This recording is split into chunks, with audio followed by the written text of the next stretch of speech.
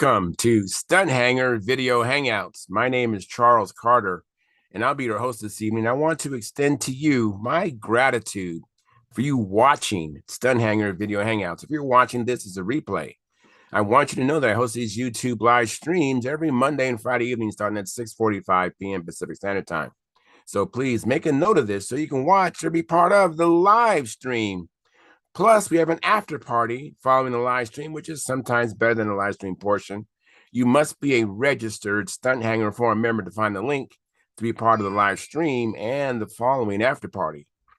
Here at Stunthanger Video Hangouts, we talk about building and flying model airplanes, sport flying, competition flying, and what you've been doing lately. To join our conversation, if you are already a member of Stunthanger Forum, you can find the link if you scroll down to the section called At the Bench, which is right below in memory of our friends. Now, if you're not a member or if you're not logged into Stunthanger Forum, the At the Bench link will not appear. Now, if you're not a member, please register at stunthanger.com/SMF. It's free, by the way. So go register at stunthanger.com/SMF. That's Smart Men Flying. That's courtesy of Jeff Riley. You must place a space between your real first and last name when you register. You must also use a valid email address or Sparky. The proprietor of Stunthanger will not approve you. Now, if you're inclined to not come in and just enjoy watching us on YouTube, wonderful, fantastic. You can enter your questions or comments right over here at the chat box. I'll do my best to make your comments or questions a part of the show, so keep them coming. Now, I'll do my best to make your comments or questions a part of the show, but sometimes I can't get a word in myself, so be patient, and I will ask our illustrious panel your question or state your comment. By the way, you only can do this during a live stream. The chat box goes away on the replay, so during the live stream, I can do that. Just like I said earlier, I do the live streams every Monday and Friday evening, 6:45 p.m. Pacific Standard Time. Now, if you find the Stunthanger Video Hangouts that I host, or the many building videos, contest coverage videos that Sparky does on this platform, informative and enjoyable, please hit the thumbs up, thumbs up, thumbs up, thumbs up. Subscribe, share the videos, comments on the videos also help the Stunthanger YouTube channel grow. Please consider joining Stunthanger's YouTube channel memberships, which start at just $4.99 a month, which is less than 17 cents a day. And by the way, I'm a member myself. I have the $4.99 come out of my own checking account each and every month. I think it's been 3 years and 10 months running, pretty soon to be 11 months. And with your memberships, you'll get special badges that Sparky and I can see in the YouTube chat box. And you have access to member-only videos. Not all the videos are posted as for public. Some are private, some are members only. And this gives you a chance to capture all those member-only videos that you can't ordinarily see. Now, this is Sparky's YouTube channel. So if you want to get in touch with me, the best way to do that is to go to my YouTube channel. See, I come in and post these videos on Sparky's channel twice a week. But if you want to get in touch with me, go to Flying Control Line Stunt. That's Flying Control Line Stunt. And if you leave a comment or a question, I'll be notified on my phone and I'll be able to respond to you quickly. And by the way, if you was to go there, please check out the 2019 AMA National Championship video. That was really a bucket list day for me. I only dreamed of going to the Nationals, and here I am at the Nationals with in my opinion, a really pretty plane, Sparky's Junar XL. And if you watch the video, that was my first official flight at the Nationals, and had a great time. So check it out. To me, also, if you would like, share, subscribe there, I'd appreciate it. And I want to thank you for your past, your present, and future support.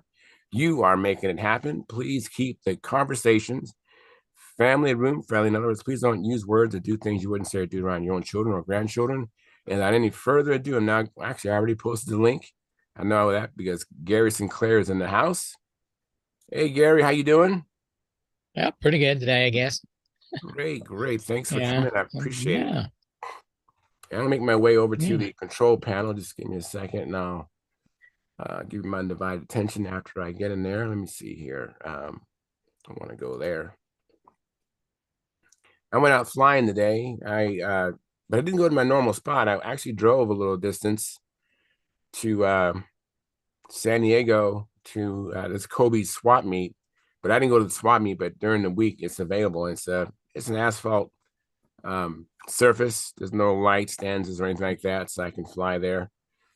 So I usually go there to try out landing gear to get the landing gear set up for asphalt because I fly and practice on grass. And then when I go to contests or go to fly-ins, it's usually an asphalt surface. So I need to move the wheels back typically to be able to avoid bouncing on the hard surface. But on the grass, it doesn't bounce. And so that's what I did today. I took out my stunt training, which I've been flying quite a bit, and had to move the wheels back on that.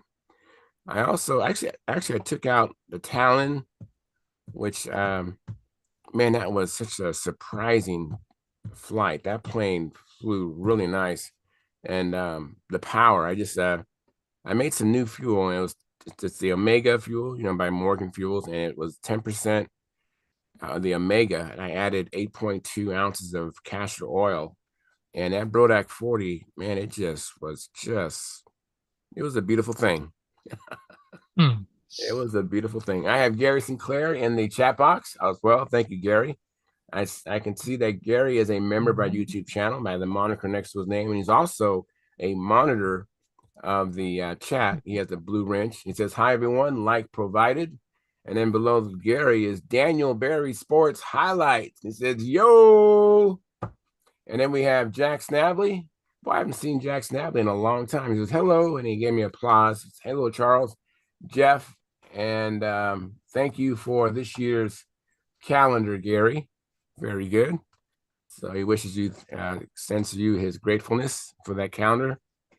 Yeah, it's a nice calendar. I really like it too. Let me fix this real quick here. I gotta fix one thing here. Um, just bear with me here. And that is done. Great. So we have 6 concurrent viewers right now, and we have 4 likes. So if you haven't smashed that like button, please smash that. And as you're coming in, make sure you hit the like button. And don't forget about the super chats, and don't forget about the subscribing. And when you subscribe, make sure you hit the notification bell and select all so that whether Sparky comes on or I come on, you'll be notified and you'll be able to watch the show live. So, anyways, so I went out, Gary, with my SV11. I didn't get a chance to fly, but I took out some batteries that was charged up. I haven't flown the SV11, and I can't remember last time I flew the SV11. Cannot remember. And then I took out what's called a Talon. I forgot the designer's name. I should know his name, but I can see it. I think it's Jeff. Anybody go with you? No, well, actually, a friend of mine lives really close to there.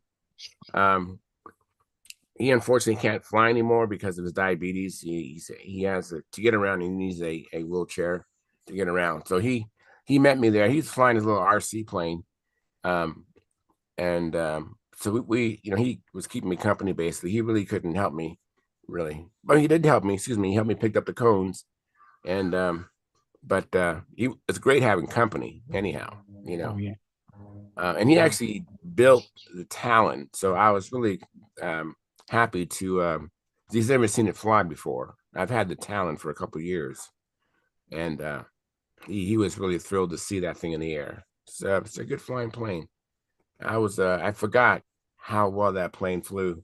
When I first got it, it rolled out and it came in on me and it scared me. And the way he made the landing gear, it was hard to rectify. It was hard to fix, and the landing gear really, the wheel pants are really nice.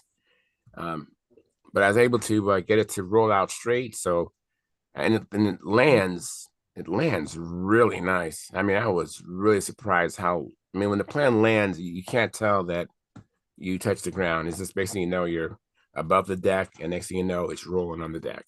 It's like that transition is so it's like magical. That's how it lands. A And profile or build up? oh, it's a built up. Build It's up. built Okay. up. It's like a jet looking plane. Uh, Okay. I don't know if I don't know if I have it on my. I know I could find it, but I don't want to have a lot of dead space. Vico, it's not that, is it? Say it again. It's not a Vico. No, it's Yeah.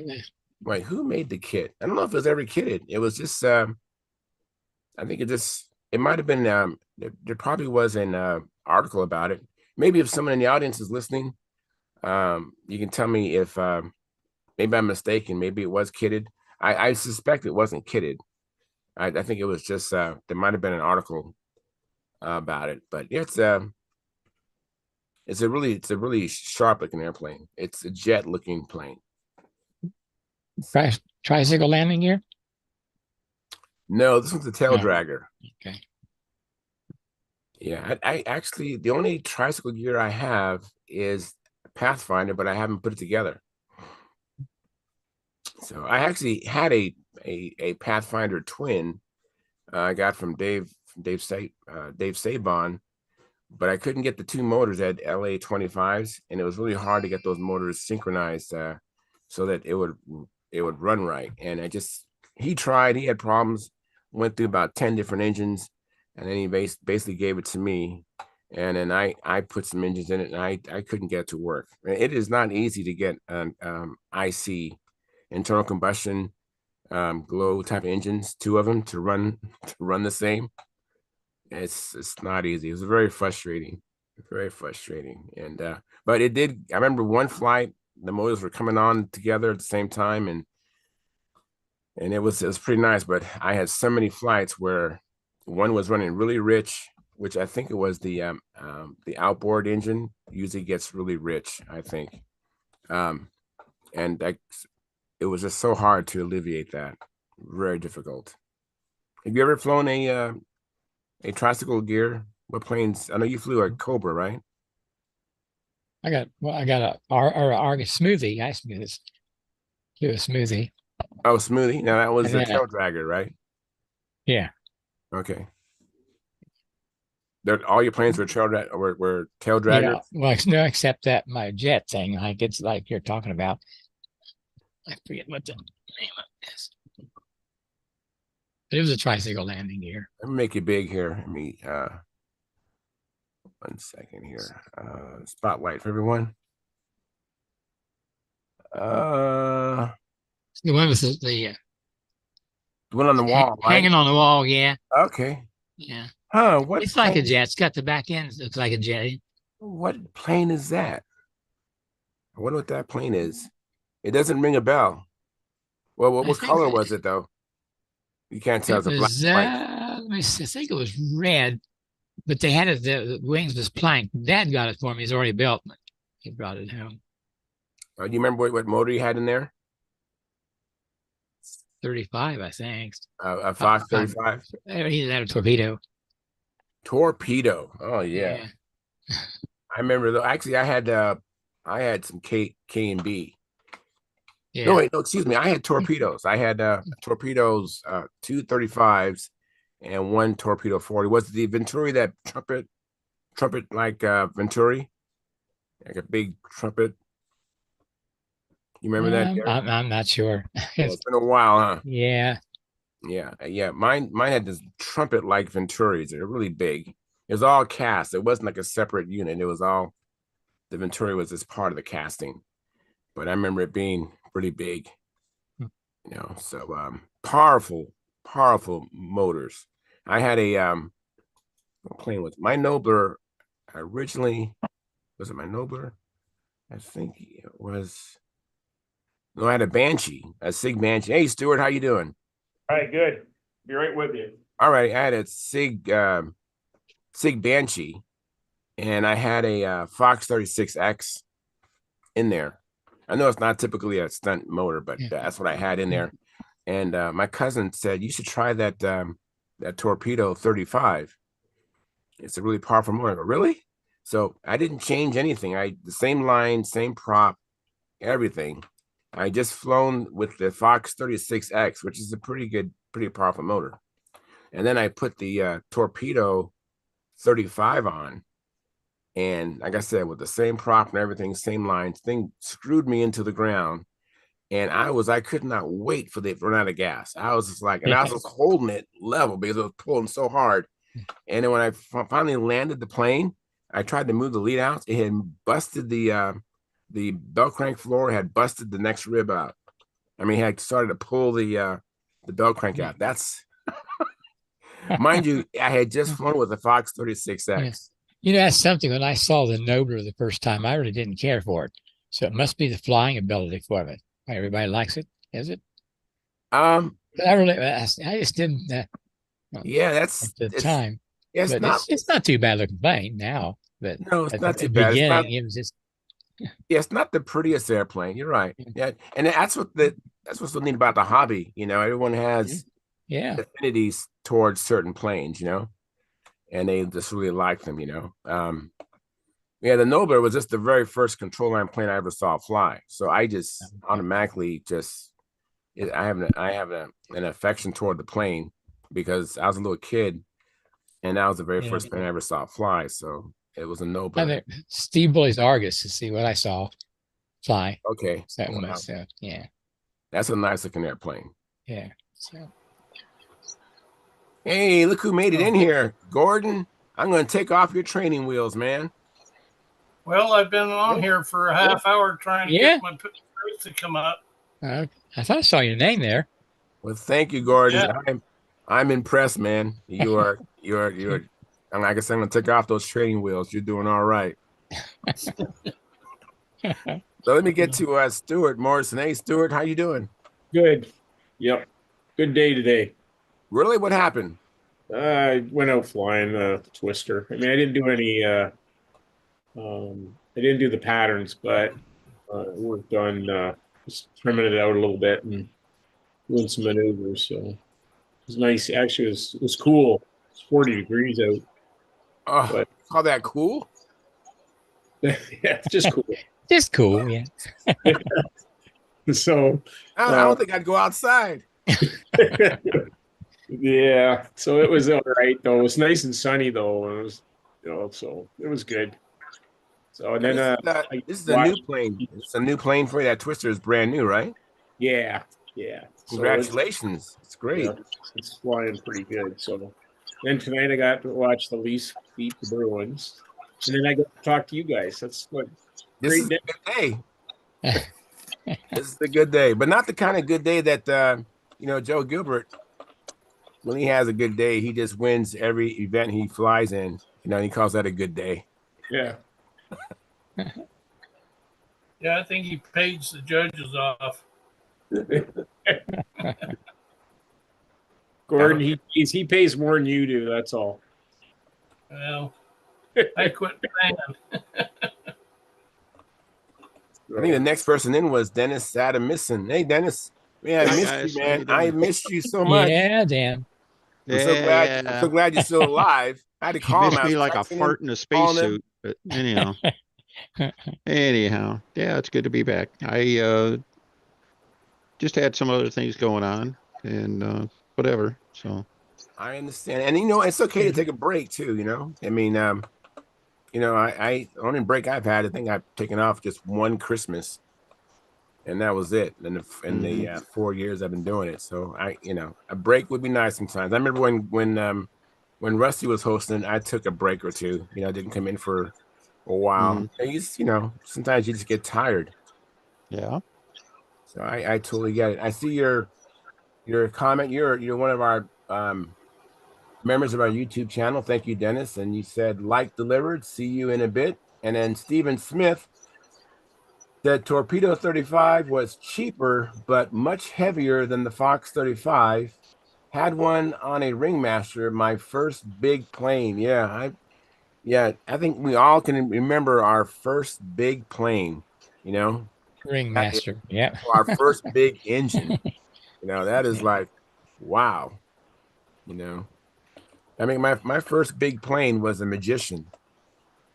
And my first big engine was a Super Tiger 35, and I mostly bought it because I liked the box had like a tiger, and I just thought that had to be a cool engine. It was. It's like I liked that one gas station. They're gone. Who was that one gas station? And they had a tiger for their Yeah, who was that? Yeah. Yeah, and they used to give decals. I used Wasn't to, that a Pontiac advertisement? say it again, Gordon. I think that's a Pontiac advertisement. Put a tiger in your tank. Yeah. Remember that? I remember And that it showed the tagline. tiger coming out from under the hood. I remember that tagline, but I'm talking about that one gas station that was, and their emblem was a tiger. Anyways, so that's why I bought my Super Tiger 35. I put it in my first big plane, which was my Magician. And with that Magician, I pretty much learned how to fly upside down and do figure eights and do square loops and stuff like that. I didn't know if there was a full pattern. I had no idea. I just saw some diagrams of some maneuvers, and I just tried to emulate those. You know. So let me. I think it was you, Gordon, that came in after Dennis, and then I'll get to Howard, then Mark Gerber. So what you been up to, Gordon? Well, running my wife to the hospital, doctor's appointments. That's about it. We So spend a how's lot of Sandy time. doing? I think we're supporting the hospitals and all the doctors around this area. So, How's Sandy doing at home? Is she at home now? yeah, she's home, but she's in the bedroom laying down. She's kind of resting. She doesn't have the energy she had a month and a half ago. She just barely gets up. Coming back, she wanted me to stop and get her a caramel shake, so I did, and walked through the door, and she went and put it on the desk and hit the edge and knocked it out of her hand. So Winston got to lick up most of the chocolate shake or caramel shake. So he was pretty happy. He was just helping you clean up the mess. That's a nice, loyal friend. After that, she got down and cleaned up. Didn't finish. She probably got a head freeze. Yeah. Oh, I know. Ooh, yeah, I know that. So you've been working on your Pathfinder? I know you take care of Sandy No. first of all, but have you had any chance? Well, nobody wants to go flying. It's done ready to fly for the last 2 months. And yesterday was absolutely a beautiful flying day. And not one person called to go flying. Wow, that's hard to believe. I know. It's not like you've had hundreds of days like that. I mean, it's like, you're still early in your flying season, right? Yeah. We haven't had good weather. And when we did have, the wind was blowing the storm for over a month now. And today was absolutely perfect breeze, maybe a 5-mile-an-hour wind. And nobody went flying. Yeah, well, sometimes, I know with me, sometimes when the weather is nice, it's a good day for me to take care of some things I've been avoiding because the weather's been so bad outside. So sometimes life gets in the way, and that might have just been the case. Yeah. Hopefully, those guys will join you soon and be after you to go fly themselves. So Yeah, it kind of depends on Brent Williams a lot because he's younger and he can buzz those lines out and help me get it test flown. And if I stumble at all, I'm going to the ground. Right. Yeah. Yeah. And I understand. I was telling my daughter about neuropathy. She, what's that? I go, well, you can't feel the bottom of your feet. And I was trying to explain to her, imagine trying to fly a control line stunt ship and you can't feel the bottom of your feet.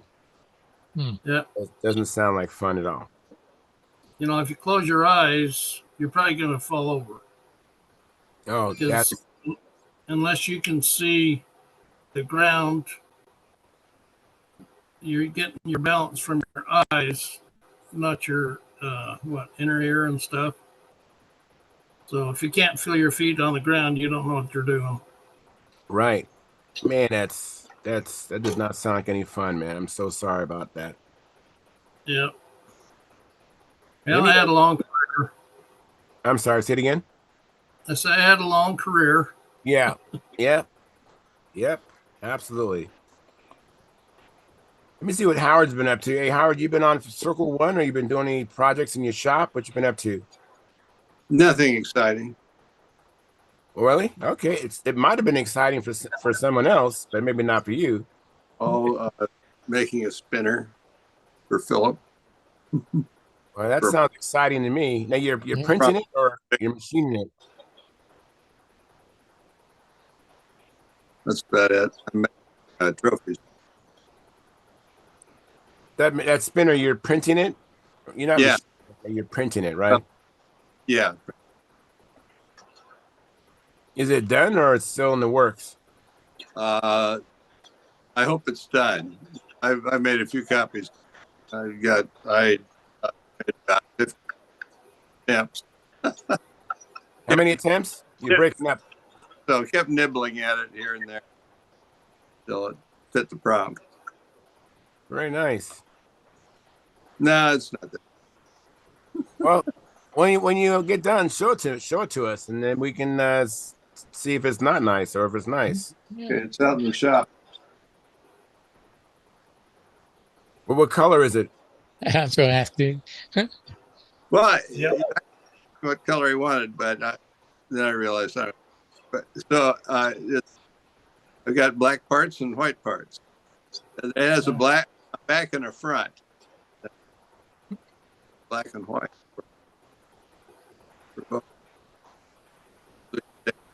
Well, you're breaking up really bad there, Howard. Yeah. Oh well, I'm not saying anything important anyhow. Oh, There you are. So just Howard, we think it's important. yeah. well, you're easily amused. Oh, Howard. Hey, You're a spinners character. don't come easy. Let's see, what else have I done? Yeah, nothing really. I'm fixing to send cut send to make some parts.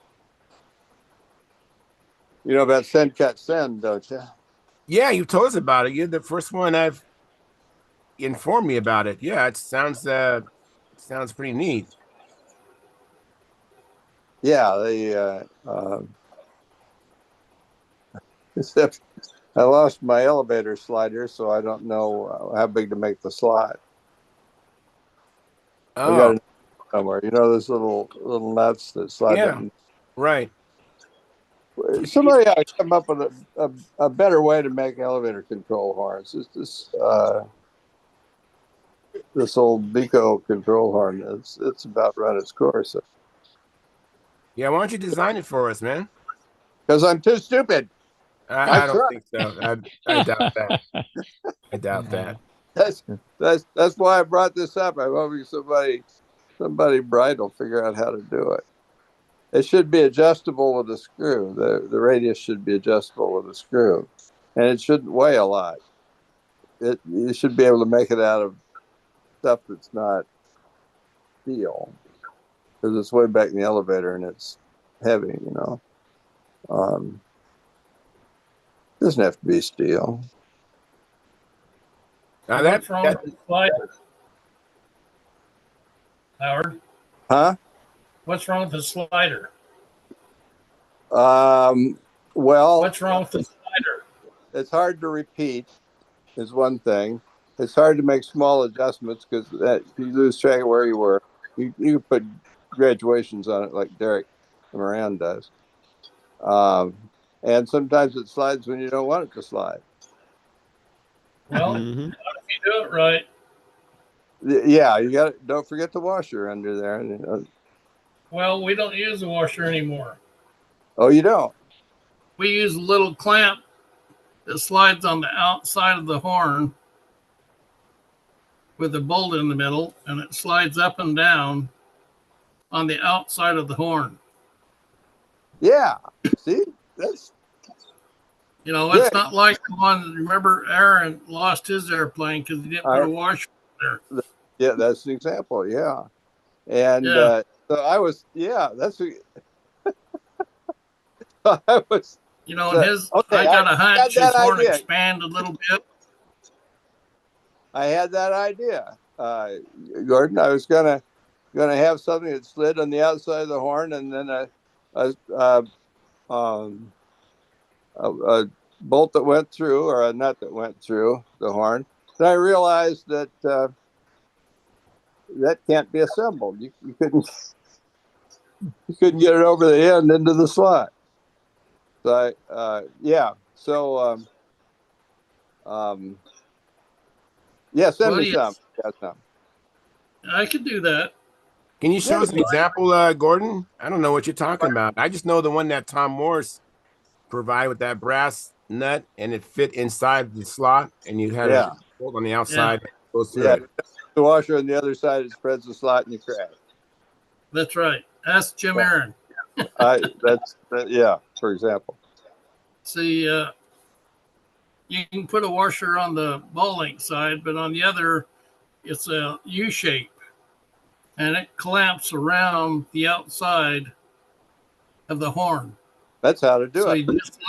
you just loosen your nut, slide it up or down, tighten your Yeah, nut up. yeah. You can use the lighter horn that way. It doesn't have to be stiff enough to not to spread.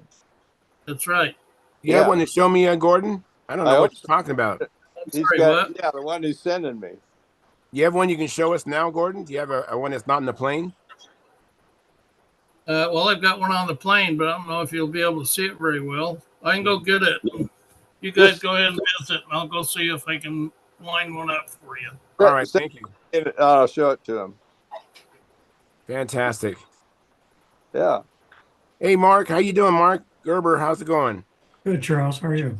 I'm doing good. I went flying today and took out a plane I haven't flown in a while, and I had forgot how much fun that plane was to fly, and it was amazing. Especially the landing on asphalt just totally blew me away. I just there's those magical landings, you know. Oh, you have asphalt? No, but I drove to an asphalt. I drove to where we used to have our sports arena. I guess it's still a sports arena, but it's in San Diego. It's like a half-hour drive for me at least. And with Oh, traffic, it was probably 40 minutes. oh. But I went there because I'm going to go to the fly-in this weekend, and I wanted to make sure my landing gear was set up for asphalt. So I went there to this with the purpose of just adjusting my landing gear if needed, and it did need some adjustment. But one plane just lands. I've never flown it in a contest or flown on asphalt. That's a Talon, and so I took out. I actually took my SV11, my Talon, and my stunt trainer out there. But I only flew the Talon and I only flew the stunt trainer. I didn't fly the SV11. By the time I was ready to fly that, the wind was and there's a lot of turbulence, not just the mile per hour, but just there's a lot. You have the sports arena itself and office buildings in close proximity to the air. It's just turbulent air. I didn't want to take any chances. So, Mark, what you been up to, Mark? Did you do any more progress on your Bearcat? Oh, some I've been working on the fuselage fixture and learning about the thickness of plywood. Last time I designed it, this time I kept the same design for 1/8 inch plywood. If you look at the Midwest plywood and look at the fine print, it says maybe 3 millimeter. Right. And so that's what happened to me last time was I had a lot of slop in some of the pieces.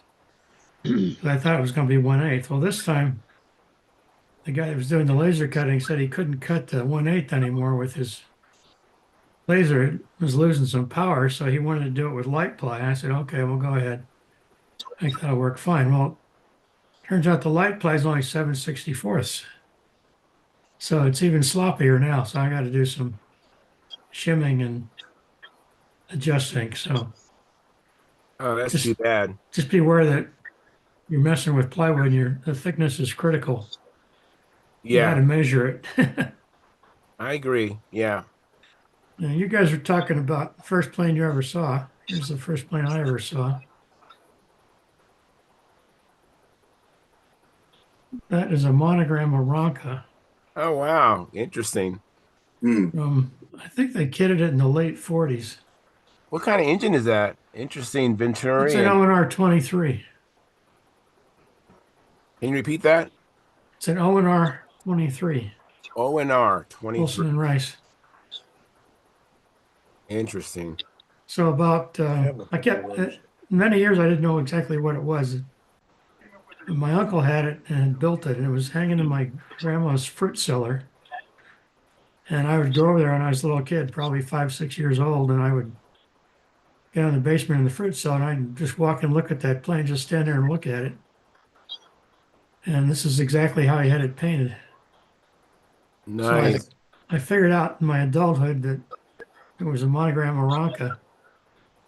And Dick Woolsey had a kit, and he loaned me the kit about 1993, and I made a set of plans. I drew them up using Dick's kit and gave him the kit back. And then about, sometime around 97, 98, I built one. So this is the one I built. And Is that an OK Cub motor? what's that? Is that an OK Cub motor? No, that's an O&R 23, Oh, Olson and Rice. kind of looks like a Cub motor. Okay. A little bit, it does a little bit, but you can't see it very well because it's embedded in the cowl here. Mm-hmm. Anyway, I took it to VSC. I think it was around 2001 or 2002, something like that. And Dick Woolsey and I flew it, and it was a lot of fun. We were just like a couple little kids. Yeah. But it's how you get imprinted like little ducks, Right. The Right. first plane you see, you get fixated on it. So That's me and Yeah. the Dobler. That's exactly it. Exactly. Imprinted. That's a perfect word for it. after my uncle died, I got possession of the original, and here it is. I still have it. Nice. This is what's left of the original after Wow. 70 years. But anyway, that's I don't have any other pictures to show, but that's my first encounter with control line airplanes. We're hearing a TV in the background. Is that you, Philip? Thank you, Philip. Appreciate it.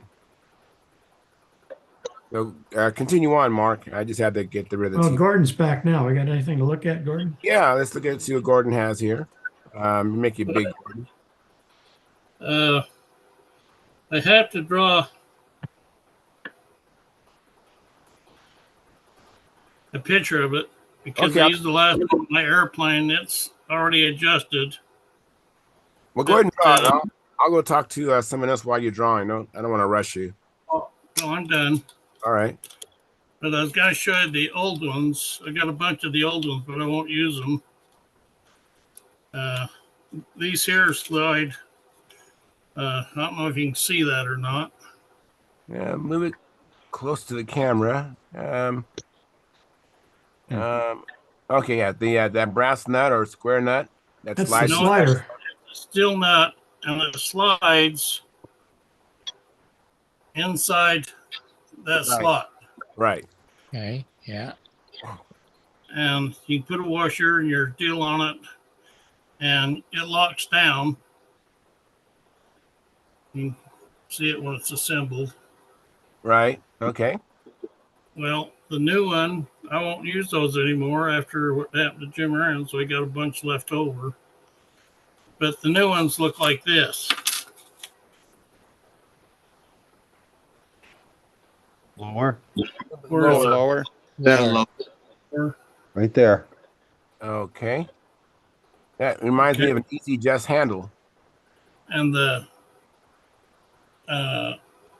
horn goes in between these two arms. Oh, okay. I follow you now. So the Then bolt this still goes through the middle? That is threaded. You want I'm to sorry, I repeat that, didn't Mark? question. Oh, it does. So you don't need a very wide slot. The slot only needs to be wide enough for the screw. Correct. Because you're on the outside. Hey, Yeah, yeah. it slides on the outside of the, it's the slider, and the bolt goes through the center and locks it down. That way they can't spread apart on you. Yeah. What's the outside dimension of the control horn? Well, I'd have to go back downstairs. I guess they give Oh. you. Hang on, I'll just grab a tape measure. And get About you a close. 5/16, isn't it? Well, the bolts Yeah, this is important to Philip because because it'll be part of my send cat send order along with his handle parts. Oh, that is neat.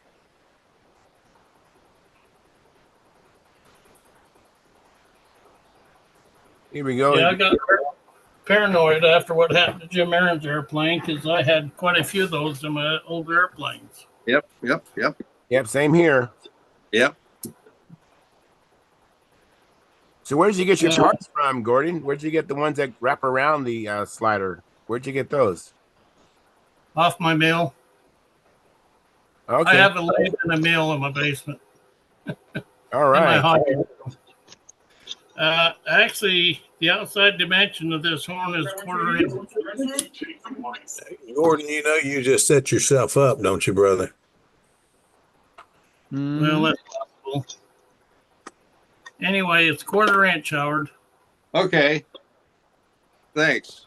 And you're welcome to send them to me, please. Well, do you want me to send you the slider too? I've got plenty of sliders. Oh, okay, sure. Then I won't have to order it from Suncut. Yeah, and you'll have to put your own wire through there and raise it. Yeah, I got that technology. Derek Moran. I bet you do. What I'll do is I make several up. What I do is I cut that long slot, then measure the dimensions for the tap and drill, and I just drill, tap. And then I take them off and take my saw and just cut them off. Yep. Well, that's fantastic. Well, since I've done this, I haven't the worries have gone away. Yeah. Oh, you could make them out of aluminium too. Yes, you could. Wow. That is What I'll do is I'll make a couple up more and send it to you. Thank you. Stronger and lighter. That's a win-win, sure enough. yeah, not bad at all. Yeah. I mean, what do you got there? Oh, you got an own rice engine there, Dennis? Yeah, I just wanted to ask Mark, if he comes across another kit or something like that, I've got an engine for it. So in fact, I got That's neat. my dad's stash. I got three of them here. Olson 23. Actually, Monogram also made a Cub. My dad built the Cub, the Super Cub, and he had the kit for the Aranca, but he never built that. So, and I see yours was modified. You had the regular bell crank in it instead of the control system that they had on in the kit in that. Yeah, that's where my uncle had it. That's where my uncle had built it. He knew better than to try to use the kit. Did your uncles have the arm that hung down, or did he No, put a bell he crank? had a bell crank in it. Mine is Okay. exactly like his. Yeah, I have to see if I can find a picture and show that off and scare everybody to death here. But You can't see it on the picture that I have. They had a sort of ingenious bell crank system that, in retrospect, was really creepy. Can't imagine that it worked, but at any rate, I'll see if I can find a picture of that and I'll It come was back. some kind of Right. attempt to get around the patent that Jim Walker I think had. that was it. Well, plus because of the high wing airplane, they were trying to get away from exposed lead outs, and you could still put a cabin in it and everything else, because otherwise the bell crank ended up about in the middle of the cabin. So Anyway, I've got these are what Dick Woolsey just referred to as big speedy belts because they look exactly like a speedy belt. yeah. They're Were just you larger. able to? Did that airplane stunt at all? Could you loop it or fly inverted or anything? No, Or did you even try? I never tried, but my uncle used to do a saber dance with it. But that was about all he could do is have it hang on the prop. Mm-hmm. Okay. But anyway, I got the Cub kit and I made plans from the kit and I actually put them on AutoZone. If anybody wants to build a Cub, they're on AutoZone. So's the Aranca. All right. But I haven't attempted to build the Cub yet. I've got enough parts. I think I could build it pretty quickly because Glenn Harding had Billy Hummel tried to build him an Aranca like mine, and Billy got frustrated halfway through and quit. Hmm. And Lenny sent me the kit with all the parts that Bill had done. So here he carved out the wing, which is the hard part to do. Right. I've got that, and I think I could modify it easily from the Aranca to the Cub. They're pretty similar. Oh yeah, I'm sure they came off the same tools at the factory.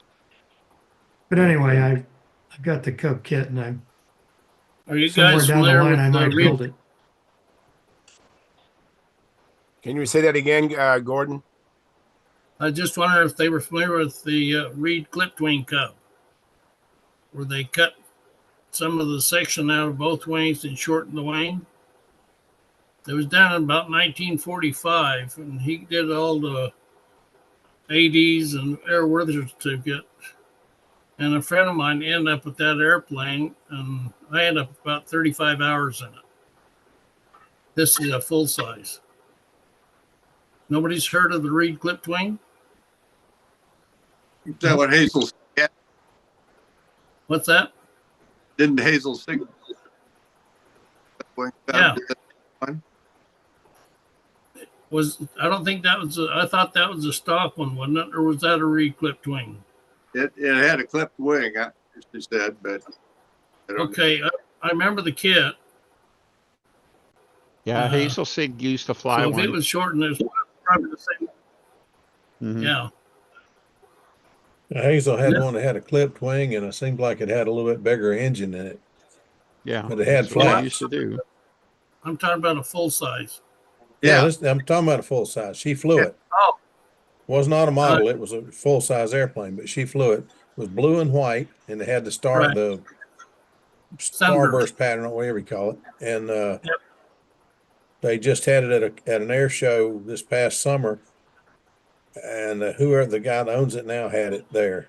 I can't remember. They flew it at the air show, but I don't think they did anything with it. If you've ever seen the Flying Farmer with a stock J3, now that's a J3 show. Mm-hmm. He does things. I flew a J3, and he does things there's no way in the world I'd attempt. Well, we used to do hammerheads and barrel rolls in it. Yeah, but not the at 50 about feet. Doing a hammerhead is when you pulled out the box, it takes 20 minutes to get back up to altitude again. Yeah. That's the truth. Don't do anything fast in a J3 Cub except fall straight down.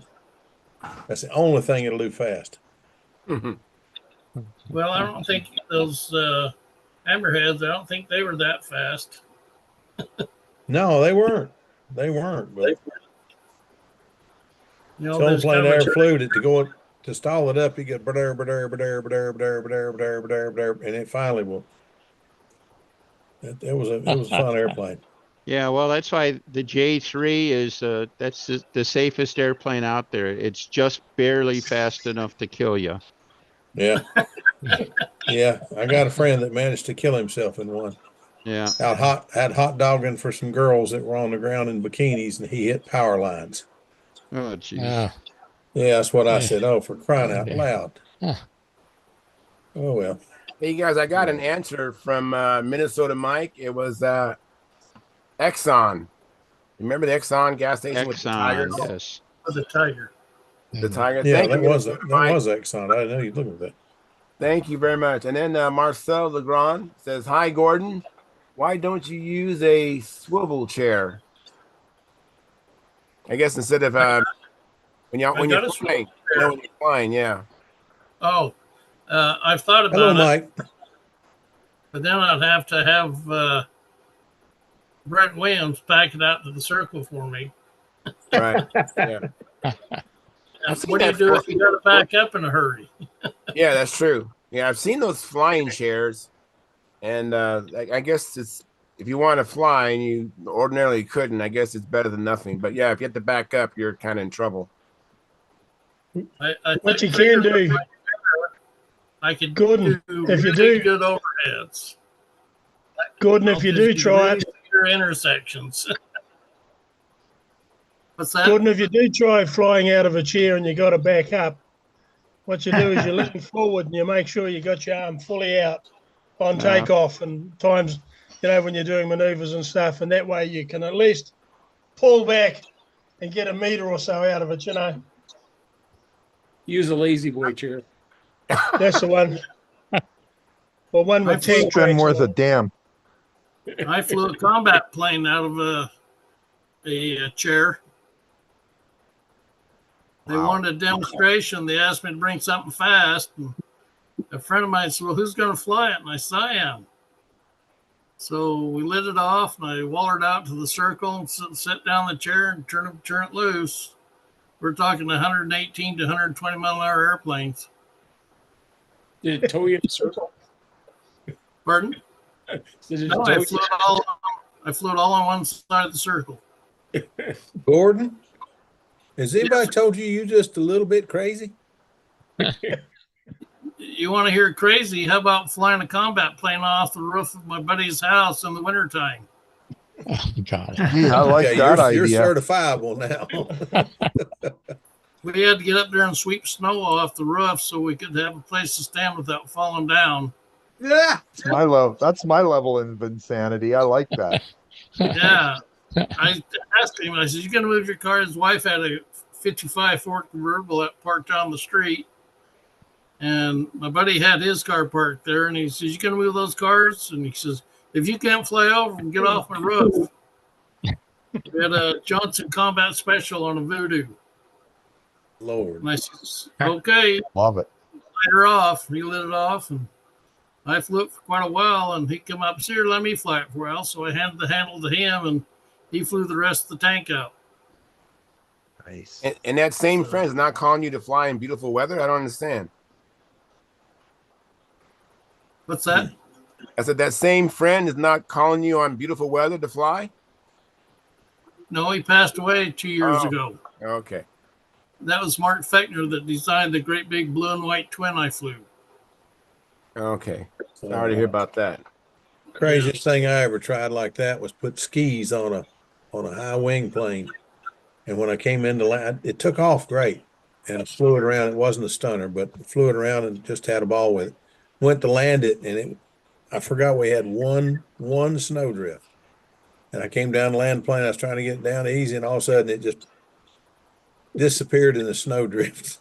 Now, who was flying an airplane out of a hotel room? Remember someone's flying so many floors up? Larry Scarenzi. Okay. Larry Scarenzi, he was doing he was doing wing unders. Yeah, I remember I guess that he story. did something like that too on standing at the front edge of a stage. He flew a little airplane indoors, standing on the front of a stage. He was doing wing unders and wing overs or whatever with that too. But You got to remember, Larry Scarenzi was a lot of fun, but he was a whole lot more than a little crazy. He was a certified madman, but he was so much fun to be around. mm-hmm. Fantastic.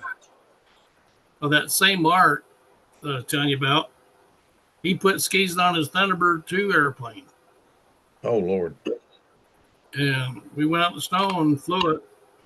It kind of ruined the performance of the airplane, but made everything a lot larger. He didn't have those no snappy corners anymore.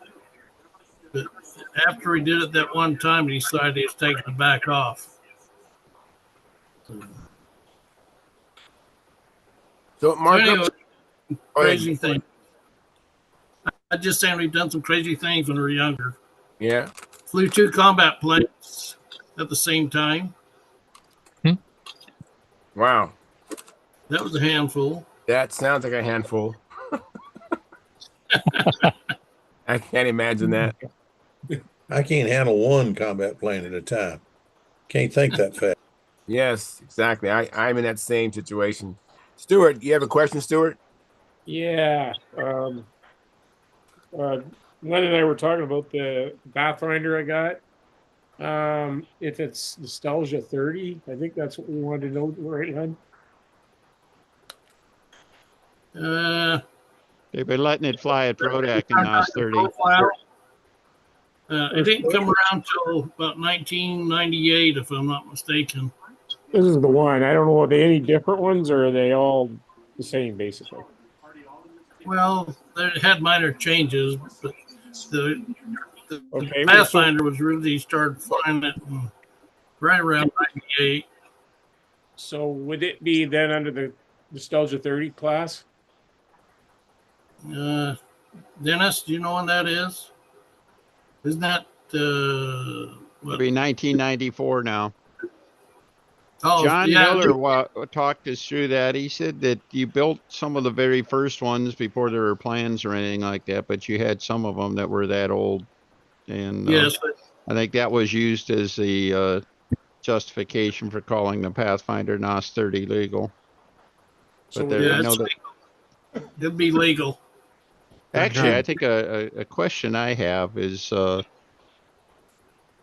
Nostalgia 30. It just doesn't seem to have any legs. It just doesn't. It's not taken off as an event or anything like that. I guess I'm just wondering if anybody around where you fly, are you having any success? Do you have any entries in NOS 30? You know, most Don't contests I've been discontinue it. to I'm or just run. getting my airplane back up. Yeah. Yeah, it's typically smaller than classic or anything like that. We're getting, like Phil, you're holding up 4 entries. That's about normal. So right. So Dennis, if I go to Brodax, so it is okay for classified as a as NOS 30, yeah, if you show up at Brodak with it, in the past they've let them fly that, so I don't think there'd be any problem. I believe I saw the CD in the chat here someplace. You might get his approval ahead of time if you want. So yeah, what do you say, Mark? Is the Pathfinder Nostalgia 30 legal at Brodax? Dennis, why'd you do this to me? You're welcome, Mark, because I love you. You know that. You know I love you. But I was going to say what he said. I'll let you know. Hey, Sparky, you tried to get a word in. What'd you try to say, Sparky? Yeah, don't do away with N30. I just got my airplane back to running for N30. No, we're not doing away with it. So is a twister, what is it fall in? It's N30 legal. Twister is definitely in 30 legal. Yeah, I had one of those 32 years ago, 33 years ago. That's But his question is a Fancherized twister N30 legal? It'll be close. Yeah, it will be. It's close. I guess it is. Because I built mine at 77 and If an SV11 is N30 Eagle, certainly a franchise twister is legal. Good to go, Stuart. Well, I had to call Randy and find out about the SV11. I didn't know. It is. But I know that the Fancerized twister was on Bob Hunt's desk when Bob came here to Winston, and I showed him the Stinger, and they're both Stinger's legal, so Fancerized twister is too. Thank you. Mm-hmm. Let me get to Lynn Burrell. Hey, Lynn, how you doing? Oh, matter of fact, before I go there, Mark, did you get a chance to finish what you've been doing in the Bearcat? You showed the that high wing, but I didn't know if you had anything you want to share with the I don't Bearcat. have any pictures in the Bearcat. I got a picture here of the monogram Cub, if you want to see it, Dennis. Oh, sure.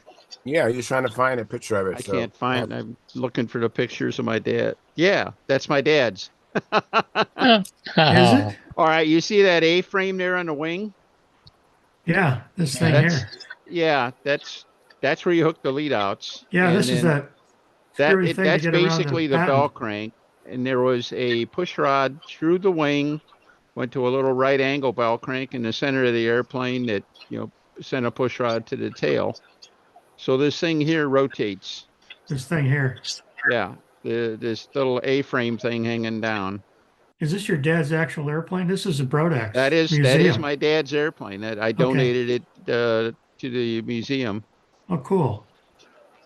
So yeah, that's You've got the inverted motor mount, but that's fine. Yeah, I guess I didn't want the motor sticking up, although really with the high wing, yeah, it would have still been better with an upright, but motor would have been really exposed. But what Monogram achieved with that, of course, is they got the lines down close to the center of down close to the vertical CG, which is a good thing. and they did it without any line guide or lead outs sticking out the fuselage or whatever. You could put a full cabin in that fuselage if you wanted, although Dad didn't. In fact, he didn't even paint the inside. But yeah, they had the Super Cub and the Aranca. I'm sure that they just kind of the Aranca had different wingtip shape on it, and I'm sure it was the same blank. And it was like a machine shaped wing, was smooth on top, and then on the bottom you added ribs to it. Yeah, just like the Speedy builds. Yeah. Okay. So it was nominally a symmetrical wing, probably about 3/4 of an inch thick or something like that. Yeah, it was pretty thin for hunting. Yeah, I wouldn't want to get into a cornering contest with anything with it. But no, I looked at that thing many times trying to figure out if I could build a really light one and fly old time with it. And I never attempted that. Yeah, you might be able to, but it'd be interesting. Not a lot of wing area there either for stunting. Well, you hit it on the head. It's got to be absolutely weightless, and you might have a fighting chance, but that would be about it. So yeah. That's what let me move on to Lynn Burrell. Hey, Lynn, how you doing today? Charles, I'm doing well. I got my new airplane all put together. Would you guys like to see it? Oh, I'd love to. Yeah. Yes, sir. All right, sounds good. And then I think I'm not sure who was next. It was either Mark Wise or it was Philip Bailey. I think Phil was before me. All right, cool. Hey, Philip, you're looking really good, man. You look like you wasn't even ever in the hospital. Well, bounced back a little quicker than I expected. No, I'm doing great. I feel much better. Oh, he's back. Let's get him. Oh, look They've at that. got an air scoop at the back. What's going on? Yeah. The windy thing. Very nice. That looks really good. Yeah. TA 75. Oh, wow. 57 ounces as it stands with everything in it. Wow. How much? 57. Yeah. 57. Wow. Not covered yet. No is that silk a span, pipe no dope. or just a rear exhaust? Tune pipe? No, pipe. And it's TA 75 pipe. Wow. Very nice. Very I nice. didn't put the pipe in tonight, but I had the pipe in it and weighed it. It was 57 ounces. Nice. Then what's the idea behind those scoops that far back? I mean, I just don't understand what it's for. Oh, that's how Windy did it on his Novanta. So I just basically copied it, did it the same.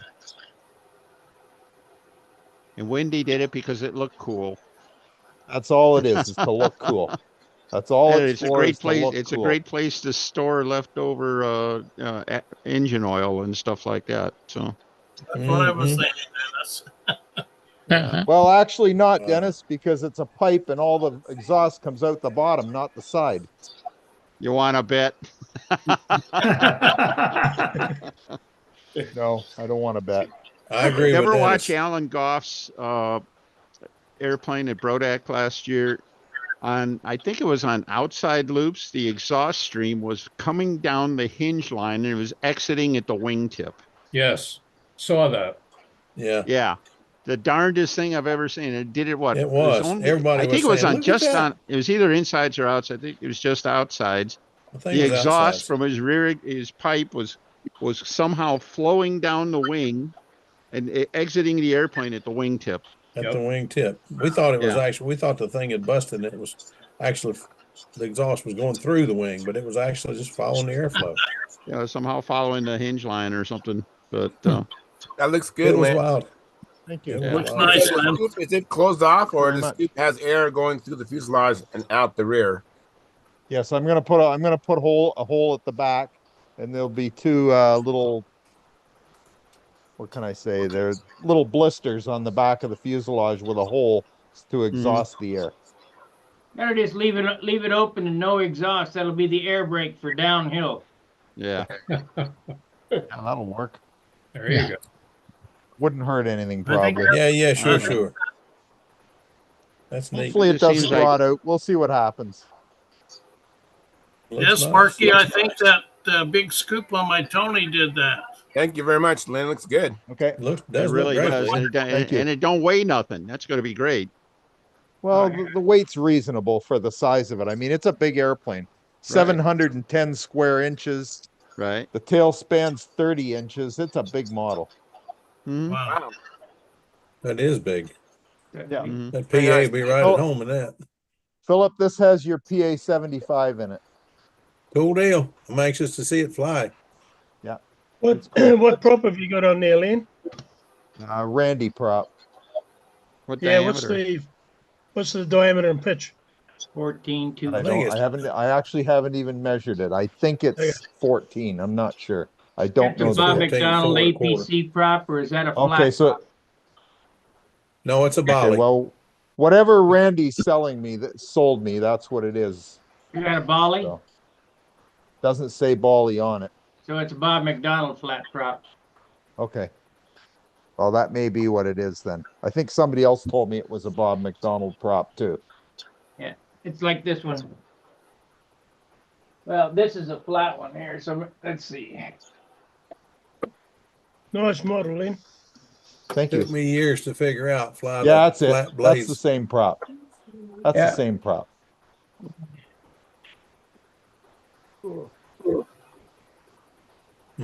I have two of them, so if I bugger one, at least I've got a backup. Good. There you go.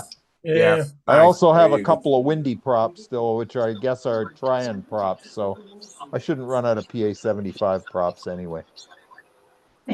Hey, thanks, Well, Lynn. hope not. All right. So, Philip. Anyway, as I was saying, got home from the hospital and everything seems to be going well. They got my medication straightened out, which was actually the cause of the trip. I've been telling my doctor that the stuff that they had me on just didn't seem to be working and nobody was listening. So the PA finally got upset with hearing me say that they weren't listening and sent me to the emergency room. Well, I'm not taking anything that I was taking before except Tylenol. That's it. Really? That is aspirin. So Good. okay, and a baby aspirin. Forgot about that. But anyway, I feel great and no headaches, no big headaches. And the only problem I've got is right now when I turn around, if I turn around too quick, I could easily fall down. But they told me you'll get used to that. It's just the difference in the medication. So I feel a lot better today than I did yesterday, and I felt better yesterday than I did the day before. Good, so man. we're getting there. So I'll be back. I'm going out and watch the guys in the morning if they go, and hopefully by Saturday I'll be flying again. The plane should be ready by then. The Yeah, SV11. Mama says I'll be flying by Saturday, so that You will not. will not. Oh well, we'll see. Hey, whatever We'll Victor says goes. Yeah, that's true. But anyway, we're gonna hope to be. I'm gonna hope to be ready by Saturday. I may not get to fly, but I hope to be ready by Saturday. And I got another airplane I'm trying to get finished up. But I have a question. Does anybody have a set of plans to the Barnstormer that has cheek cowls on it? Or do you know where I could get them? Well, Jim Lee built one. I'd start with him. I called Jim today, and he told me to get in touch with Dave Tribble. So I tried to do that, and I'll try again tomorrow. Okay. We'll try to get in touch with Dave and see if he has them or can get them, and we'll go from there. I was hoping to get in touch with Mark Lumen today, but I couldn't get him either. Well, Mark Lumen's watching us. Well, hello, Mark. I hope to talk to you in the next few days to see how the heck you are. I want to hear the progress on that Mustang. It really looks nice, but I want to see how it flies. Yeah, Mark Lumens is a member of our YouTube channel. I can tell by the moniker next to his name. And so thank you for your financial support, Mark Lumen, as well as Gary Sinclair and Dennis Adamison. And Mark says, got your like, been in the shop doing some repairs. Maybe wind will be calm and fly tomorrow. Very good, Mark. And then Philip Bailey. Thank you, Philip. He provides with a like. And then we have Lisa Royce, a member of our YouTube channel. That's Wayne Rice. All right. Wayne Rice. And it says, hello, everyone at Stunt School. Like provided. Thank you very much, Wayne. And then Marcel Legrand said, very nice, Lynn. These scoops look awesome. Thanks, Marcel. And know how to make a model look great. And thank you very much, trying. Marcel Legrand. And let me see here. I think, and then we go into Philip. Was you done, Philip? No, I was going to ask a question. If Marcel is on there listening, did Marcel ever show pictures of his twin once it was finished? I never saw him. I'd like to see him. I think The John man can Miller build. showed him. I think he emailed him or shared him somehow with John Miller, and we saw it on the show. Okay, I must have missed it. 50 and 7. But I have missed a few lately. Oh well. It hasn't been recently. It's been a while. Okay, back to Stuart's question on the Pathfinder. I just looked up the thread on the Nostalgia 30 in Stunthangar, and let's see, some gentleman named Gordon here said the first Pathfinder was built in 1988, and some changes were made over the next 4 years. Not good for Super 70s, but 1988 is certainly NOS 30. Oh, And I think John Miller said something in that same thread, had words to the same effect there, but, or no, his is in a different thread. But anyhow, I think we got some info there that supports it. Good, thanks. Thanks, Dennis. All right. Great. All right, you're not going to be able to run out of airplanes before you get to Brodax. I hope not. It'd be pretty bad if I do. I got a question. Yeah. You know the little testers paint? Yeah. Can you use? Is there? Do you have to buy their thinner? Or is there something you can use as a substitute to thin that stuff? Does anybody know? It's enamel, so that any paint thinner will work. Oh, just regular paint thinner. Okay. Good. I'll try it out. Yeah, just do a test. But it's enamel, so any thinner for enamel will work. I use them, Stuart. I just put regular paint thinner in them. They work fine. Okay, that's good. Then another question about to go fly in the States from Canada, you have to get the AMA membership. But is there also something different now with the federal aviation or whatever it is down there with where you have to put a number on your plane? No. No? Not you mean that FAA license number, not unless you're flying RC. Yeah. Okay. That's what I kind of thought, but I may fly. I don't know. There's an outside chance I might bring a Cub down. They ain't gonna show up at Brodax anyway. We'd put the beating on them. Okay. There's a number. If with oh no, I can use my MAC number, can I, when I fly there? I don't have to have a. I just got to register with AMA, right? But I don't have to put a separate number on my plane, do I? Mark might know that, or is he sleeping? no. I'm just looking at my phone. No. For flying in the States, can I just use my MAC number on my plane? I believe we've always accepted that. Okay.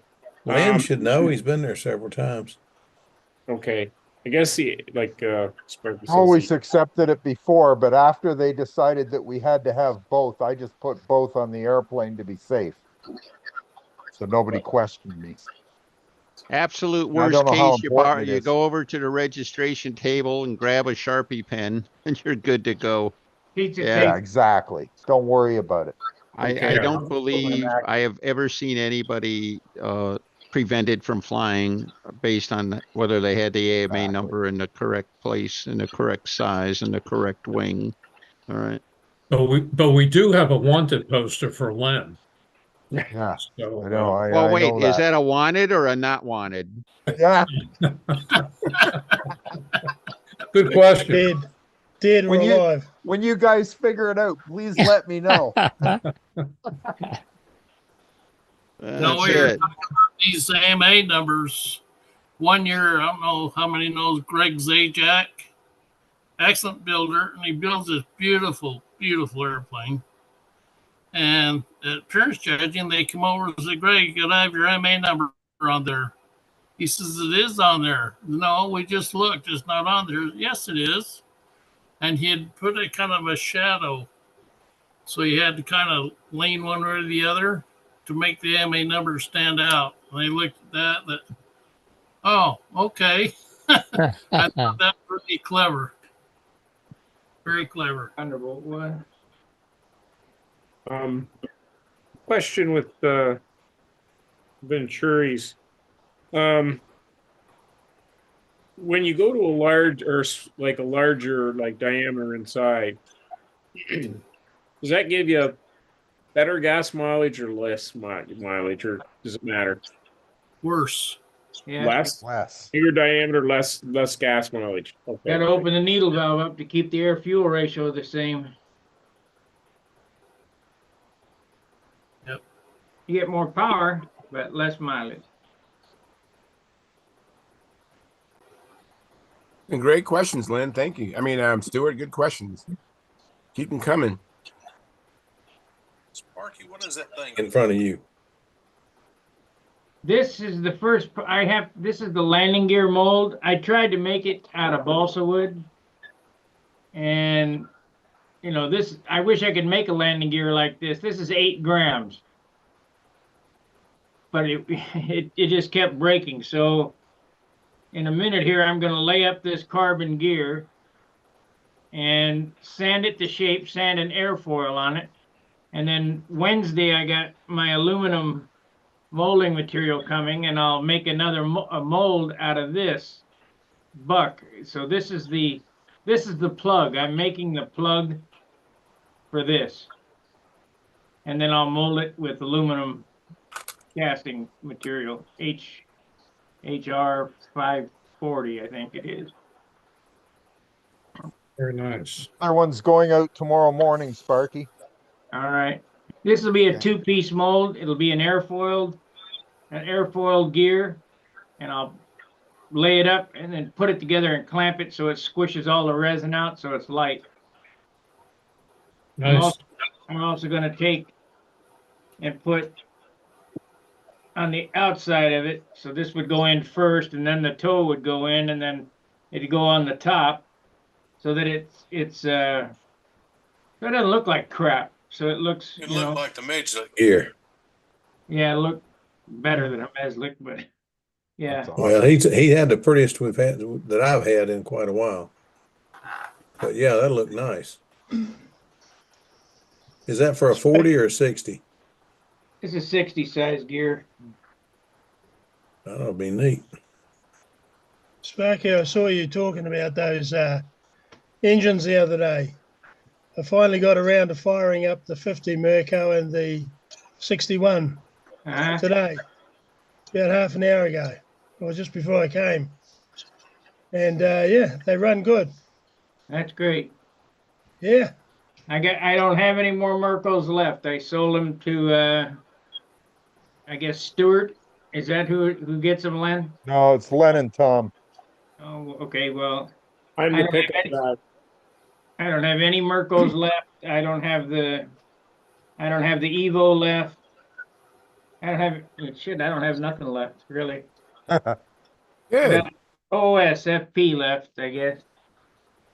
I'd like to ask the guys, I think that 51 or the 50 hasn't done any running. I think it's pretty much brand new. It was like stirring a bowl of cold porridge to try and get it started. And once it got going and ran about 3 or 4 minutes, it was much better. But how do you run those in with a ring in them? How do I do it? I start them up on this is how I do it. Probably not right, but I start them up on the ground and let a tank full run through it. Fill them up and go fly it. Okay. That's what I do. All right. Yeah, we didn't run it right out to the revs too much. We just took it up a little bit, but not. It was just basically a pretty blubbery 4-stroke, you know. Yeah, don't let it go lean. But No. most of the break-in is at the beginning. It's a startup, you know. Yes. No, thank you. That's a good strong motor. That's 61. Yeah, good strong motor. You got a carburetor for it now? Oh, yeah, got all that done. Yep. Might have to modify the Venturi size. It's a little bit hard to needle. I think it'll take a bigger Venturi. So we'll hollow that out a bit. Take a wee bit out. Take the crank out of it, turn it upside down, and drill that thing out. Yeah. Yeah. Does that give it? Yeah. Did you say you mean to drill the crank out? No, the Venturi. Oh, yeah. When I thought about it, I thought you meant the crank as well. You know, you'll hear people say, no, you got to turn it on a lathe to get a true Venturi. Yeah, that's probably the right way, but I'll tell you, a lettered or a numbered drill bit will work just fine. Yeah, sure. Yeah, no, it's good. We were up at the club today. A couple of us up there. We had a good day. We were trying to get a bit of paint on the clubhouse up there. But we haven't done a lot of flying lately. The weather's starting to break here now. So, did you run it on 10%? Hey? You got nitro in it when you ran it? Yeah, probably too much. Probably about 10%. That's fine. It's warm. If it's cold, you need to go drop down to 5%. Okay. You don't need that power for the cold weather. No. Well, I should drag the Hurricane around. That's coming along. I'll show you guys on the when is it? Saturday. Saturday here. Your Friday. I'll show you the Hurricane. Show you how it's coming along. Oh, good. Excellent. So you're in tomorrow time. Yeah. Yeah, and we're in yesterday time. Yeah. Gotta get together with you so we can win the lottery. Yeah, that's not a bad idea. I'll give you the numbers, then you can put the winning numbers and you can put them in. Back to the Future. Yeah. Yeah. Oh. Not a bad idea. Let me hear from our president, Mark Wise, president of Pampa. What's been happening? He's not sleeping. I don't want that to get around. Yeah, you're not sleeping. You're not falling asleep, and you're not flat. No, I'm ordering some stuff that we need for Triple Tree. Things are getting pretty nutty busy. Let's see. Joan starts the 10th of May, and the first 2 days there, 2.5, almost 3 days, they're going to be the combat group is going to be running an F2D, whatever combat is. I forget what the designation is. F2D. 2D? F2D, yes. Yeah. Which is really fun. They did it last year. I invited them to come last year, and they're coming again this year. And awesome. Good bunch of folks, and it's fun to watch, and they're good. They'll be one of the 4 groups that'll be flying at the Worlds also. Then Brodak's coming up, and then, of course, the Nats and the Worlds. I will share with you something kind of probably that you're not familiar with, and I wasn't terribly familiar with. But the AMA has a committee called a PADCOM, P-A-D-C-O-M. And I can't tell you exactly what it means, but it's a property acquisition and usage organization. And they basically look at the land use and everything they own that's on the property. And myself and David Lindley, who's my equivalent at the Free Flight Association, and maybe one other, I can't remember for sure, plus some AMA staff are on that committee. And then we make recommendations, and that goes to the executive council, and they take care of the vote. But the interesting thing was on this week's meeting was the rental property that lives on the IAC, the International Air Center.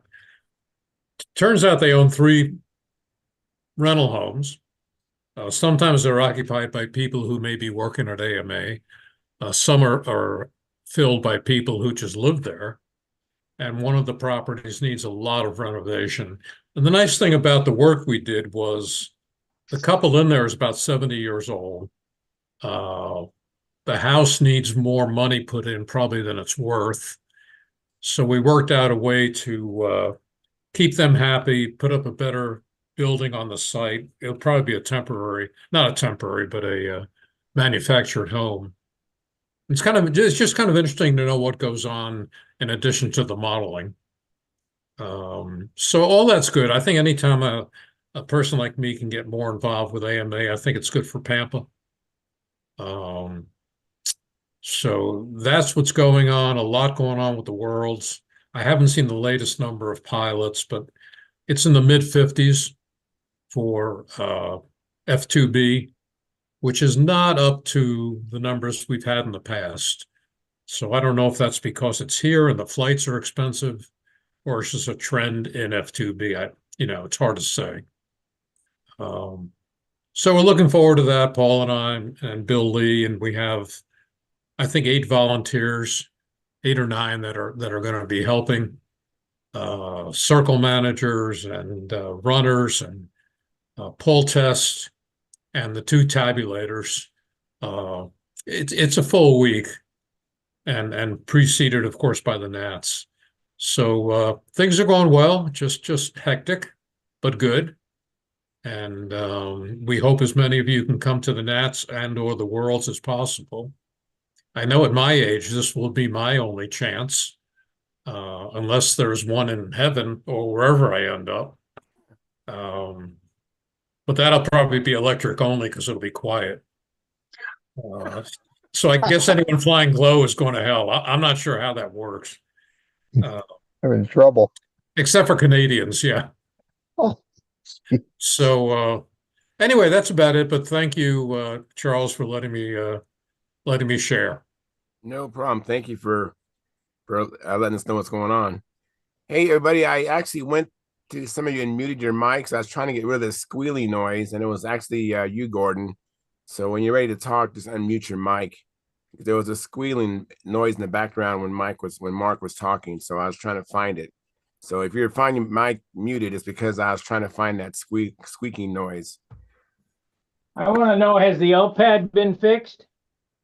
Not yet, but I'm promised it will be.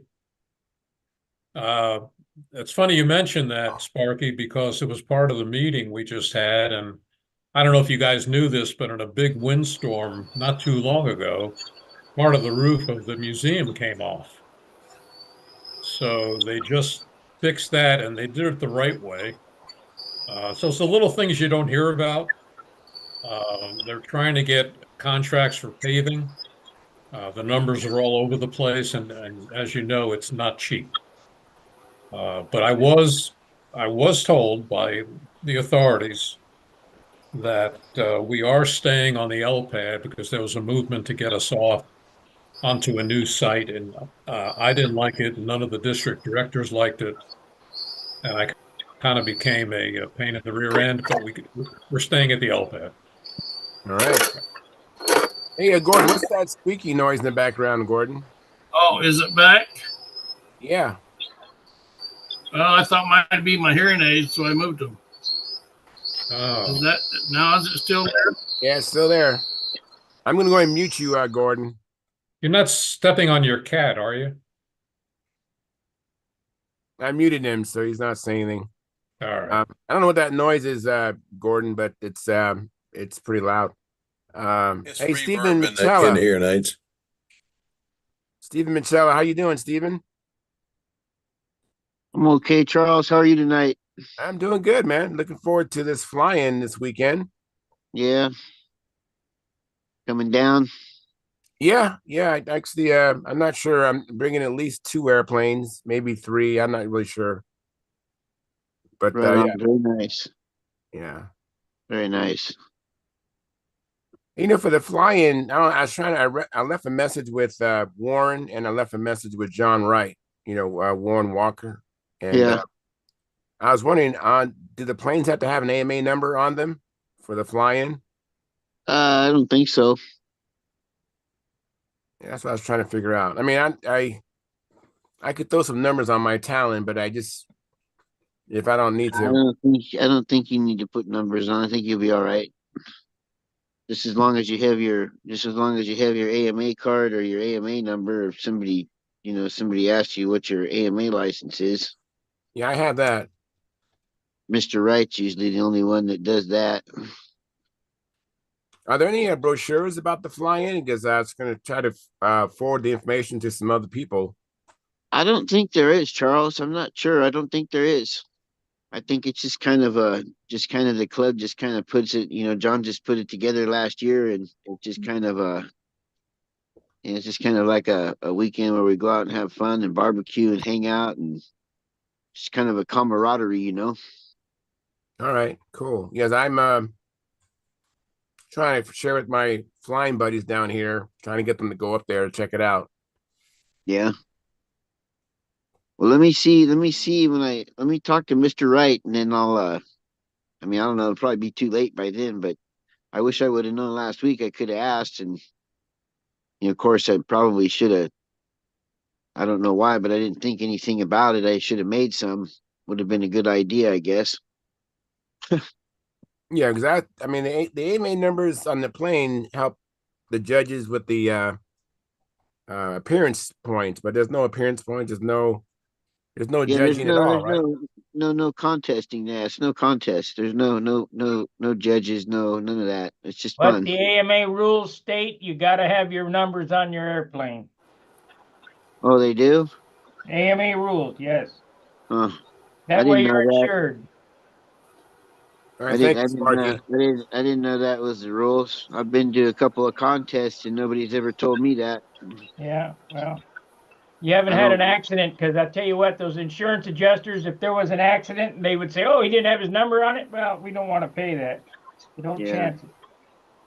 Let's see. All right, well, I got some decals. I can throw on some my AMA numbers on the plane. 2-inch wide masking tape and a marks a lot. That's all you need. Right. All right. Let's see. Well, I guess I learned something today then. Yeah, so did I. So you've Yeah. been doing any flying, or what you been doing in preparation for this fly-in this weekend? Yeah, just flying. Just having fun flying. I didn't stayed home on Saturday, went flying on Sunday. John Wright went to the train show on Saturday and Sunday, and then on Friday he took off and went to the Grand Prix, or was going to go to the Grand Prix at the Long Beach, and so he didn't fly Friday, didn't fly Saturday, didn't fly Sunday, and then when he went to go to the Grand Prix, I guess he lost his hearing aid, so he never ended up going to that. He stayed home all day looking for his hearing aid. Ugh, Yeah. sorry to hear about that. But Oh well. yeah. It was I think Friday was a pretty decent day, Saturday was a pretty decent day, and Sunday was a really nice day. All 3 days were really, really nice flying days. Very cool. Yeah, it's been good here too. I just haven't had time to fly, except I did go flying today. You out of here, Gordon? Yeah, is the noise gone? Yeah, it's gone, Gordon. What'd you do? Nothing. I just signed off and came back on again. Oh, okay. Thank you, Gordon. Appreciate it. Yes. Take it easy, Gordy. You out of here, Mark? No, I just wanted to say goodbye to Gordy if he goes off. No, he's not going off. He came back in. He want to know if that squeaking noise is gone. Oh, okay. I'm And sorry. I was waiting for you to start talking again, Mark, to make sure it was not only when you talk. Wouldn't be the first time, Charles. Boy, the things we have to put up with, Mark. I'm telling you, no respect. Let me finish What's the happened to chat box. Keith Trussell? Yeah, Charles, what's going on, Keith Trussell? I've been meaning What's to. happened to him? Actually, I called Keith Trussell and left a message, and I was hoping to hear back from Keith. Haven't Haven't seen him for ages. I know. I don't know what's going on. Well, he went to Tucson. He went to the Tucson meet. Yeah, well, Mark Gerber flies with him and Jerry Higgins and Keith Trossel pretty regularly, right, Mark? Yeah, the week before last, he was down at the field. I saw the text messages going around, and Keith said he would be there. So I presume he was, but I didn't make it down. Well, if you can encourage Keith to come back, tell him I'm sorry.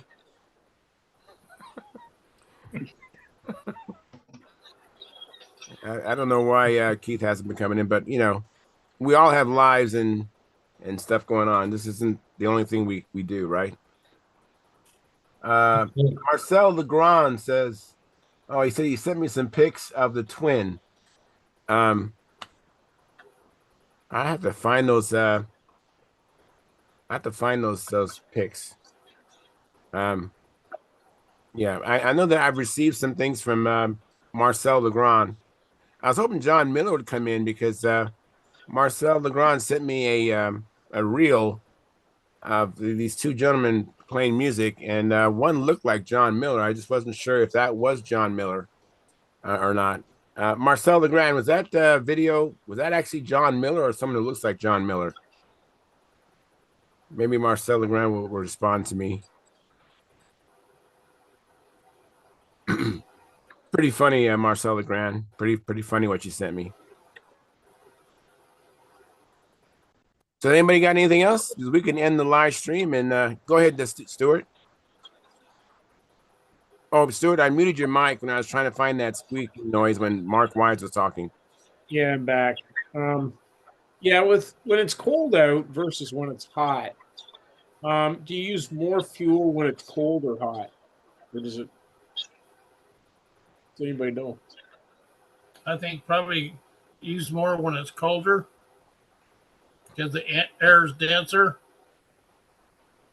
So it should burn probably more fuel. And when it's hot, you have to lean out to get some of the power back or up the nitro. Okay. So what is cold for you? I know what cool is, but what is cold for you, Lynn? I mean, Stuart. I know 40 degrees is cool, but it was around 40 today. But I just wondered. I was just kind of That's curious. not cold.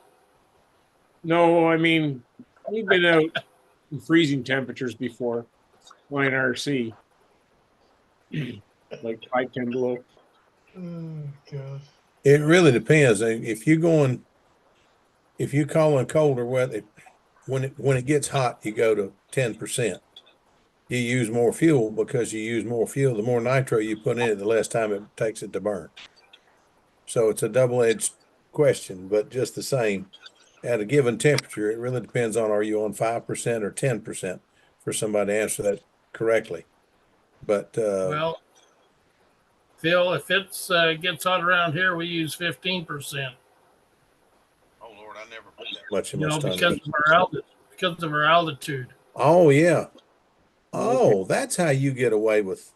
I was wondering how you use a 51 in some of the big airplanes you fly.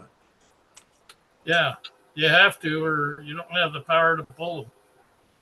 Makes sense. That's why we strive to make them as light as possible.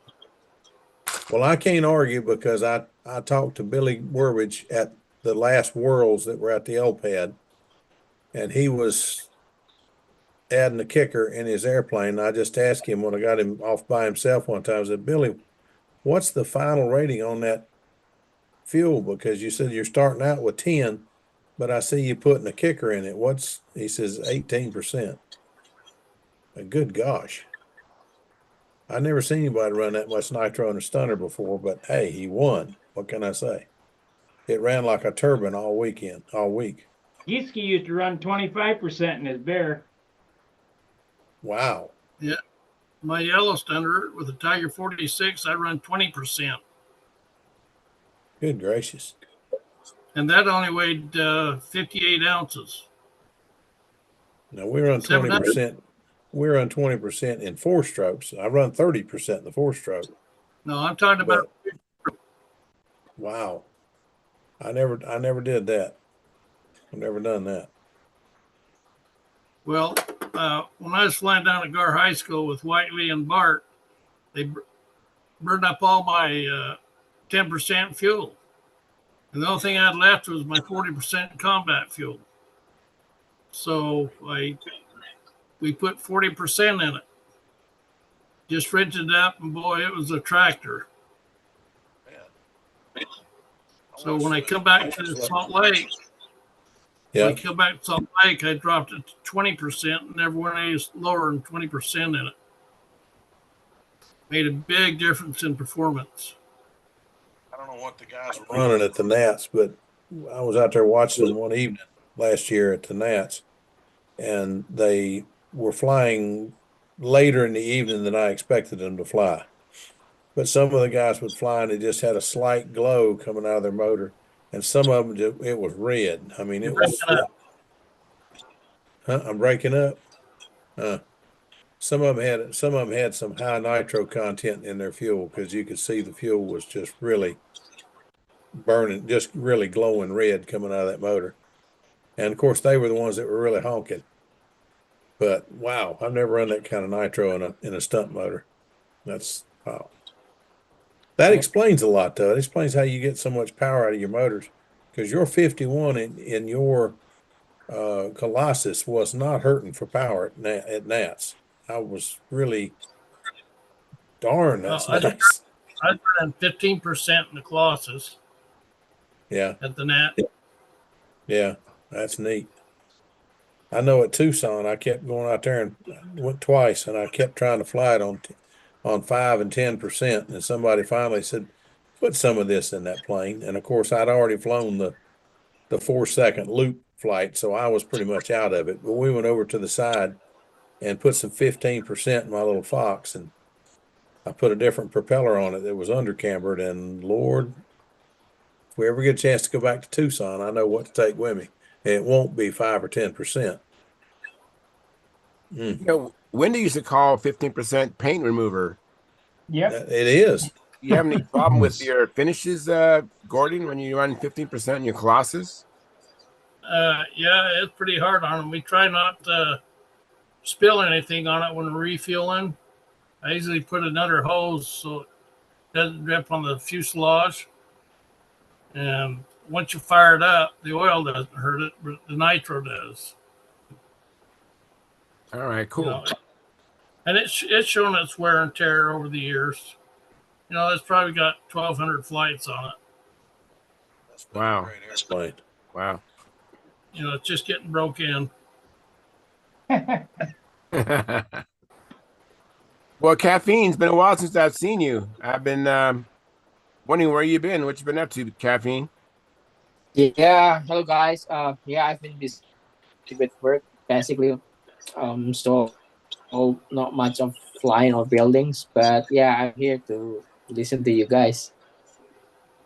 Fantastic.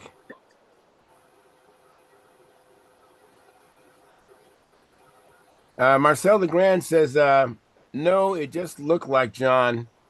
John got a real laugh at it, and he said I should try to play it.